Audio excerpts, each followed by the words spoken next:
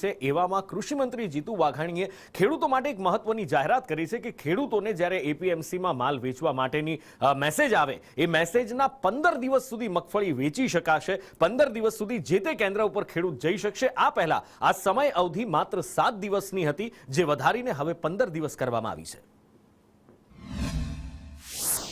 આજે આપણે ખરીદી કરી રહ્યા છીએ સાહેબ, લગભગ 1 લાખ મેટ્રિક ટનથી વધારેની મગફળીની ખરીદી આપના નેતૃત્વમાં કિસાનોએ જે 293 કેન્દ્ર ઉપર પહોંચાડી છે।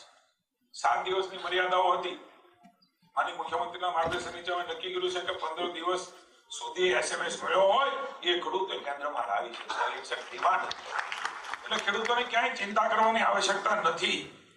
એ પ્રકારે 1100 કરોડ રૂપિયાની ખરીદી થઈ ચૂકી છે। એક બાજુ માનનીય મુખ્યમંત્રીશ્રીએ પેકેજ આપ્યું છે 10,000 કરોડ રૂપિયાનું, એક બાજુ 15,000 કરોડ રૂપિયાની ખરીદી। આ ક્યારેય સંભવ ન બને ને એવો નિર્ણય ગુજરાત માટે સાહેબ આપણે ખેડૂતો માટે કર્યો છે।